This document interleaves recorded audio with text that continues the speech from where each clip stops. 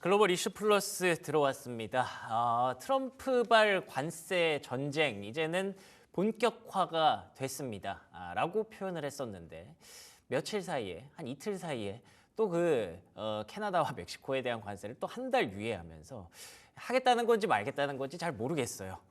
참 빈대떡 뒤집듯이 매일매일 달라지고 있고 매일도 아니죠. 그 하루 중에도 계속 의견이 계속 엇갈리고 있는데 어떤 대응이 필요할지 우리가 중심을 잘 잡아야 될 때인 것 같습니다. 윤석천 경제평론가 모셨습니다. 안녕하십니까? 네, 안녕하십니까? 네, 반갑습니다. 일단 관세에 대해서 매일매일 새로운 뉴스들이 쏟아지고 있는데요.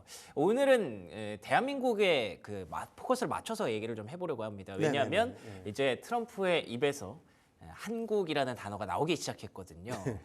이번 주에 있었던 얘기 중에 대한민국이 미국의 관세를 4배나 더 물리고 있다라는 얘기가 나왔는데 뭐 뉴스들을 제가 쭉 보다 보니까 이게 근거가 있는 얘기인지 없는 얘기인지 잘 모르겠더라고요. 이거 어떤 얘기에서 시작이 된 거예요? 거짓이죠. 그래요? 사실 뭐 네. 트럼프 대통령께서는 네. 사실 거짓과 사실, 공포와 아첨을 갖다가 아주 적절히 섞어서 사실은 뭐 일단 평형을 까는 행위를 먼저 하잖아요. 네네. 현재 상태를 깨버리고 그래서 상대방으로 하여금 굉장한 공포심을 갖게 하고 그렇죠. 그러면서 자기가 협상의 주도권을 쥐고 그래서 자기가 진짜로 얻어내는 걸 갖다가 뒤에 이렇게 숨기면서 일단은 공포 분위기를 갖다가 강력하게 앞으로 내세우잖아요. 한국이 미국에 비해서 관세가 4배가 높다. 그걸로 갖다가 트럼프 대통령 입장에서 사실은 대미 실효 관세를 얘기할 텐데 사실 우리가 FTA가 실행되고 있다는 거는 뭐 우리는 더 잘 알고 있고 트럼프 대통령이 FTA 개정 협상의 주인공이었잖아요. 그러니까 한미 간에는 FTA 협상이 만들어져 있다는 걸 갖다가 누구보다도 잘 아는 인물 아니겠습니까? 그래서 사실 뭐 공산품 같은 경우에는 거의 제로인 거고요. 이 품목수로 따지게 되면은 거의 98.4%는 지금 무관세예요. 양국이 다. 나머지 이제 우리나라에 들어오는 것 중에 농산물 같은 경우에는 우리 농산물을 보호해야 되는 거기 때문에 약간의 관세는 있는 거지만은 그것도 대부분의 관세를 갖다가 나중에 환급을 해줍니다. 왜 그러면 그 농산물을 들여와서 우리가 다시 수출하잖아요. 가공을 해서. 그런 관세 환급 요건이 되기 때문에 실제로 실효 관세 같은 경우에는 금액 기준으로 따지면은 100이라고 한다면 미국에서 수입되는 게 우리나라에 그러면 거기에 관세 부과되는 게 한 0.79 정도? 그러니까 거의 미미하다라고 봐야 되겠죠.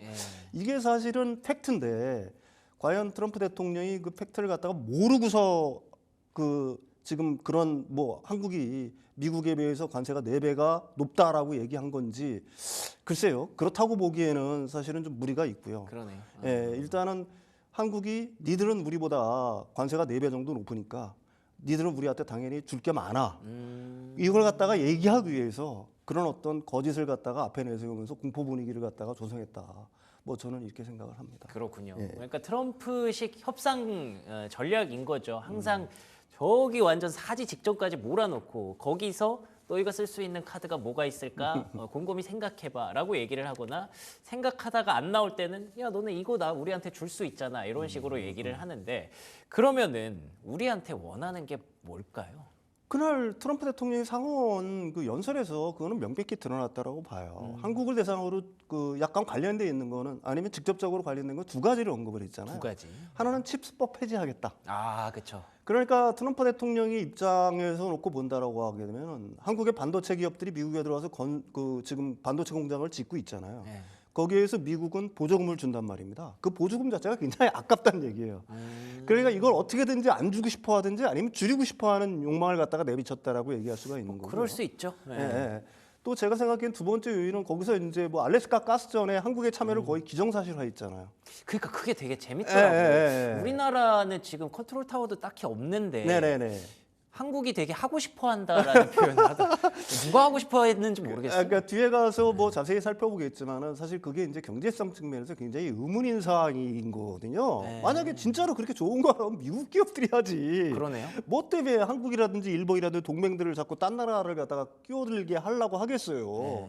진짜로 그렇게 황금알을 낳는 거위라고 한다면은 절대로 트럼프 대통령의 어떤 성향상 타고 갔다 그걸 줄 일은 사실은 없는 거죠. 그러니까 우리나라한테 뭘 요구하기 위해서 진짜로 자신이 원하는 건 따로 있다라고 보는 거고요. 그렇군요. 그게 이제 그 연설에서 두 가지 정도를 갖다 내비쳤다라고 얘기할 수가 있는 겁니다. 나중에 또 우리한테 뭘 요구할 수 있을지는 모르죠. 뭐 방위비를 더 올려라든지 이런 걸 요구할 수 있을지는 모르지만 현재 상태에서는 두 가지를 요구하기 위해서 그 한국의 관세가 미국보다 4배 높다라는 어떤 거짓을 얘기함으로써 공포 분위기를 자겠다. 뭐 저는 이렇게 생각을 합니다.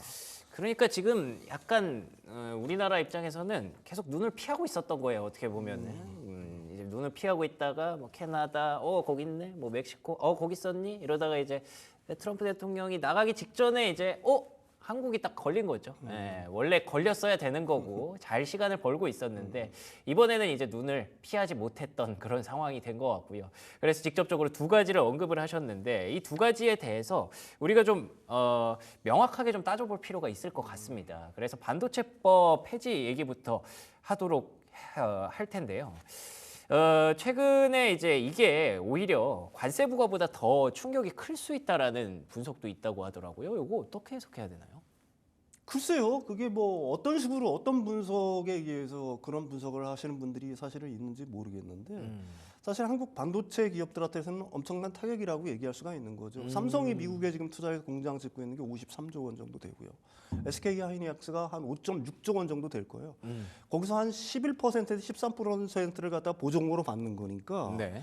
만약에 그걸 갖다 못 받게 된다면 건설에 큰 타격이 있을 수밖에 없죠. 왜 그러냐면은 애초에 그 공장을 건설하겠다라고 맨 처음에 시도했을 때보다도 지금 인건비라든지 자재값이 엄청나게 올라가 있는 상황 아니겠습니까?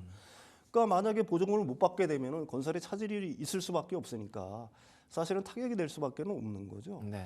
근데 뭐 저는 이런 식으로 생각을 합니다. 사실은 이 칩스법 자체가 왜 만들어졌는지를 갖다가 트럼프 대통령도 누구보다도 더 잘 알고 있을 거예요.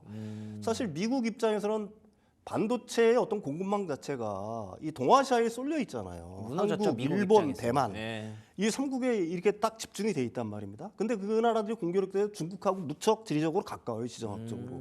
그러니까 그게 만약에 이쪽에서 어떤 지정학적 불안이 발생을 하게 된다라고 하게 되면은 미국 입장에서는 사실 이걸 갖다 통제하기 굉장히 어렵다는 얘기예요. 그러네요. 그 바이든 행정부에서 칩스법을 만들어서 이 반도체 공급망을 미국으로 다시 가져오려고 했던 이유 자체는 사실은 제일 큰 이유는 거듭 말하지만 중국 견제에 사실은 있는 겁니다.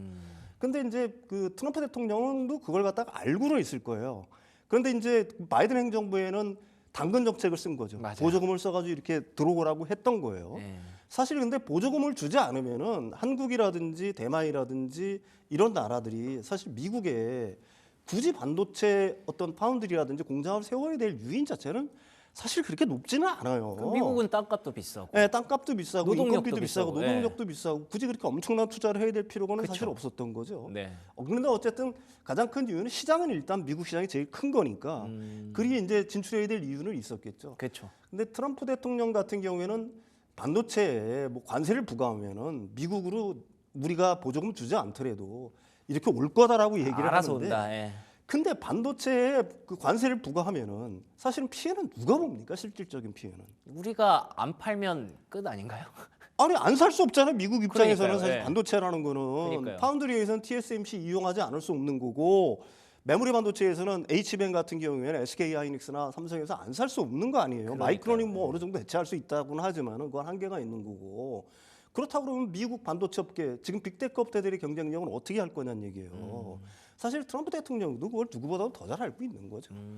알고 있지만은 네. 일단은 자신들이 그 레버리지를 쓸 수 있는 거는 최대한 이용을 하면서 어떻게든지 그 자신들의 어떤 위상이라고 해야 될 거예요. 어떻게든지 자기 자신들이 우위에 있다는 걸 갖다가 보여줌으로 해서 협상에서 이제 주도권을 주려고 하는 그런 어떤 속셈이 있다. 뭐 저는 이렇게 생각을 합니다. 근데 이게 뭐 말씀하신 대로 사실 우리 입장에서도 거기 가서 공장 짓고 결국에는 얻을 게 있으니까 넘어간 건데 이런 식으로 반도체법을 폐지하게 되면 만약에 뭐 우리가 좀 우리라고 표현하기 좀 그런데 삼성전자와 SK하이닉스가 그걸 매몰 비용으로 하고 뭐 공장을 어떻게든 그 정리를 하고 안 가버리면은 미국 입장에서도 타격이 될 수도 있을 것 같은데 그런 시나리오까지 고려해서 내부적으로 뭐 얘기는 없나요? 반발이나? 당연히 그렇죠. 이게 사실 칩스법을 폐기한다는 것 자체가 어려워요. 상원은 지금 그 공화당이 레드웨이브를 했다고 하지만 상원에서 우위가 4석, 하원에서 주석이잖아요. 그렇죠. 예. 그래 당론으로 밀어붙였다고 합시다. 그러면은 그 민주당으로서는 상원에서 필리버스터를 할 수 있어요. 이 필리버스터를 막으려면은 공화당이 60석을 갖다가 확보하고 있어야 되는데 8석이 부족해요. 기본적으로.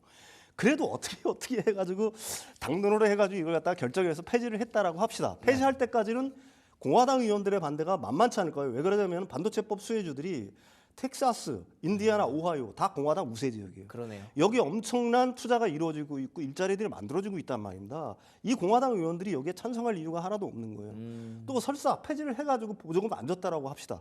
그럼 우리나라 기업들은 미국 정부하고 계약을 한 거예요. 그렇죠? 이거 장기간의 소송 대행이 되는 거고 미국 정부는 사실은 이걸로 인해서 엄청난 손해배상까지 물어야 될 어떤 그런 위협에 처해 있는 겁니다. 이게 뭐 막말로 얘기해가지고 트럼프 대통령이 말 한마디 한다고 해가지고 사실은 뭐 우리나라 기업들이 물러나고 뭐 이럴 상황이 사실은 아니란 얘기죠. 이걸 갖다가 미국의 어떤 정치인들이나 트럼프 진영에서 모른다라고 생각하는 것 자체는 그렇게 상정할 수는 없다. 사실 이런 상황들은 누구보다 잘 알고 있는 거지만은 그럼에도 불구하고 자신들이 갖고 있는 어떤 힘을 이용을 해서 지금 현재 지급될 예정인 아직도 보조금 못 받았죠. 그 보조금 액수를 갖다가 어떻게든지 줄이든지 아니면 미국으로 더 많은 투자. 지금 바이든 행정부에서 일하는 거는 어쨌든 바이든 행정부의 치적이잖아요. 그렇죠. 그러니까 그걸 갖다가 어떻게든지 자기적으로 만들고 싶어하는 어떤 욕망, 뭐 이런 것들이 결합된 결과들이 이런 어떤 그 위협, 뭐 이런 걸로 나타나고 있다라고 봐야 될 것 같습니다. 이런 것들을 이제 평론가님께서도 얘기해 주시고 요즘에는 국내 증시 혹은 해외 증시 투자자분들도 반도체 그 관세를 매기는 게 현실적으로 가능한 일인가에 대해서 의문을 많이 던지시거든요. 네네네. 그래서 이 얘기가 나오고 네. 저는 되게 놀랐던 게 SK하이닉스가 그날 주가가 4% 넘게 급등을 했어요. 네네네. 그런 것도 다 이런 것들을 어느 정도 이해하고 계신 투자자분들의 반응이었다고 봐야겠네요. 그러면. 그러니까 투자자분들이 요즘 굉장히 현명하시잖아요. 그러니까요, 예. 반도체에 대한 어떤 미국 자체의 대안이 있다면 자신들의 국가에 자신들의 어떤 국적의 기업이 한국이라든지 대만을 갖다 대체할 만한 어떤 실력이라든지 어떤 능력이 된다라고 생각하면은 트럼프 대통령은 뭐 굉장히 강한 목소리를 계속해서 낼 수가 있겠죠. 미국 입장에서는 니들은 아니어도 우리가 할 수 있어. 그렇죠. 예. 그렇지만 대만이나 한국이 없다라고 한다면 지금 마땅한 대안이 있냐 이거예요. 마땅한 대안이 없는 상태에서 그렇게 한다 그러면 그건 자신들의 어떤 기술 패권, 미국 기업들의 어떤 빅테크들의 위기, 아니면 또 기술 패권에 중국과의 경쟁에서 자꾸 뒤처질 수밖에는 사실 없다라고 얘기할 수가 있는 거 아니겠습니까? 사실은 그렇잖아요. 그러니까 그걸 갖다가 현명한 투자자분들이 모른다라고 얘기할 수는 없는 거죠. 미리 움직인 예, 거구나. 예, 예, 예. 그래서 그날 삼성전자는 사실 하락을 했는데 SK하이닉스는 이렇게 급등하는 모습을 보면서 또 그 HBM이 미국 입장에서 얼마나 중요한지를 투자자분들이 이미 잘 알고 계시는구나 그런 생각이 좀 들더라고요. 그래서 진짜 표현해 주신 대로 현명한 투자자들이 확실히 좀 더 빠르게 움직이는 그 반도체 업종에 대한 어떤 투자 전략을 확인할 수가 있었고요. 그리고 아까 말씀하신 대로 그 가스관, 알래스카 가스관 사업 뭐 사실 증시 측면에서 보면 관련된 종목들이 그날 또 폭등을 했어요. 네, 그러면서 이게 뭐 좋은 게 좋은 거지라고 해석을 하나 보다. 네. 이게 돈이 얼마가 될지는 몰라도 일단 미국이랑 같이 사업한다니까 좋게 봐주나 보다 싶기는 했는데 네. 이게 진짜 돈이 되는 건가? 그런 생각도 들더라고요. 이 트럼프 대통령 입장에서는 화석 연료의 재광원이 가장 중요한 정책 중에 필요하죠. 하나잖아요. 네. 그러니까 그걸 가서 계속해서 밀어붙이려고 하는 거고, 뭐 드릴 베이비 드릴이라고 그래서 그쵸. 공화당 위원들까지 다 박수를 쳤다라고 하는데, 이 알래스카의 어떤 그 가스전 개발은 사실 미국의 오래된 꿈이에요. 그래요? 이게 1970년대부터 사실은 추진돼 왔던 겁니다. 근데 계속해서 프로젝트들이 안 됐던 거예요. 그러다가 이제 가장 최근에는 2013년도에 유가가 뭐 배럴당 한 $100 이상 갔잖아요. 네네. 그래서 그때는 이게 충분히 어느 정도 경제성이 있었어요. 그러니까 엑슨모빌이라든지 BP라든지 회사들이 막 거기에 참여를 합니다. 그 미국이랑 해가지고. 예. 근데 그게 어떤 일이 있었냐? 바로 이제 그 미국에서 시외가스 붐이 터지면서 유가가 급락을 했죠. 그러니까 BP라든지 엑슨모빌이 다 철수를 해요. 그리고 트럼프 일기가 2016년입니다. 그게 2017년에 트럼프 대통령이 들어오잖아요. 일기 때. 그래서 이제 이 거대 메이저들이 다 철수한 때 이제 한국 가스공사를 다시 MOU를 맺게 합니다. 그게 일기 때예요. 그리고도 이 MOU 자체가 사실은 유야무야 됐던 겁니다. 그리고 트럼프 2기 때 다시 이걸 시작을 하는 거예요. 그렇구나. 한번 생각을 해보십시오. 알래스카 북단에서 남단 앵커리지까지 가스관을 연결하고 거기서 다시 부동항, 니키 사칸가요? 거기까지 부동항으로 연결해서 거기에 액화 시설을 다시 짓고 사실 이게 1,300km인데 이 공사비만 65조예요. 65조고 거기는 공사 기간이 얼마나 걸릴지 몰라. 1년에 반 이상은 공사를 못 합니다. 혹한이기 때문에. 아, 그런 것도 있네요. 예, 진짜. 예, 예. 사실 경제성을 따지게 되면은 그렇다고 해서 천연가스 가격이 어느 정도 지금 가령 유가라든지 이런 것들 고공행진 중의 행위면은 이게 어느 정도 경제성이 있을 수가 있겠죠. 해야 되는데 하기 싫은 거를 그렇죠. 시키는 거구나. 예, 가령 미국 기업들이 그게 엄청난 노다지면은 왜 한국이나 일본 리드를 해서 하라고 하겠어요. 근데 네. 미국 입장에서는 이거 필요한 게 뭐냐면은 사실은 지금 텍사스 휴스턴 지역에서 오잖아요. 가스들이. 네네. 그게 우리나라나 일본까지 오는데 약 3주 걸려요. 파나마 문화로 오는데. 근데 파나마 문화 같은데 거대 LNG선이 통과를 못 합니다. 그러니까 휴양공을 돌아서 오야 돼요. 아, 이게 멀리 오네. 45일에서 50일 걸립니다. 아하. 근데 경쟁국인 러시아가 만약에 전쟁이 완화돼요. 러시아에서 천연가스가 온다라고 하게 되면 우리나라까지 얼마나 오게 단기간에 올 훨씬 수 빠르죠. 있잖아요. 네. 그러니까 알래스카 가스관이 있으면은 이 동아시아로 오는데 일주일밖에 안 걸려요. 그러네요. 그러니까 미국 입장에서는 하고는 쉽죠. 그러네. 근데 이게 경제성이 있느냐 하는 건 의무이란 얘기입니다. 앞으로 이제 전쟁이 지금 러시아 우크라이나 전쟁이 거의 뭐 끝나가는 조짐이 보이잖아요. 네네네. 그럼 러시아 가스 세계에 풀릴 거 아니겠습니까? 그렇죠. 캐나다도 전부 다 미국으로 보냈었는데 관을 새로 만들어서 태평양 쪽으로 관을 만들고 있어요. 왜 우리가 미국으로만 보내냐 해가지고. 그럼 캐나다 가스도 경쟁 대상이에요 지금.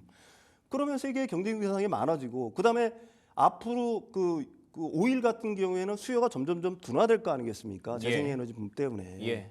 그 천연가스 가격이 앞으로 어떻게 유지될지 누구도 몰라요.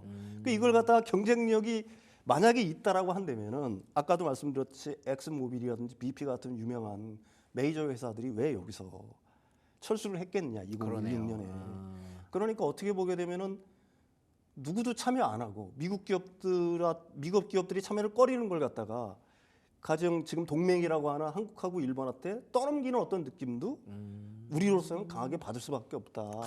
사실은 그렇게 봐야 되겠죠.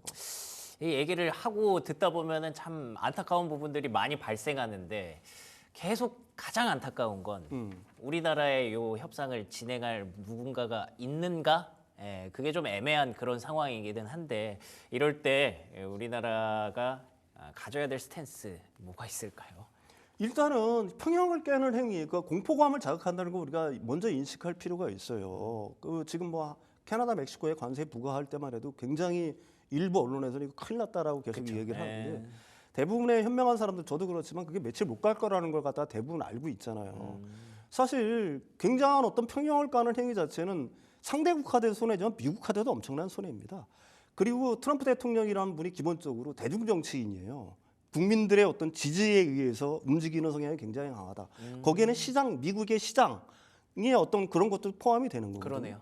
그러니까 그런 부분들 지금 같이 이렇게 불안감을 야기시키고 그 거시경제, 글로벌 경제 불안감을 야기시키는 행위는 사실은 미국 국민을 갖다가 그 지지를 갖다가 잃는 거, 시장의 지지를 잃는 거거든요. 그러니까 미국이 암만 그 트럼프 대통령이 막말을 하고 험한 말을 한다고 해서 사실은 세상은 그대로 진행이 되지 않는다. 그걸 갖다가 차분하게 좀 인식하면서 거기에 침착하게 대응할 필요가 있다.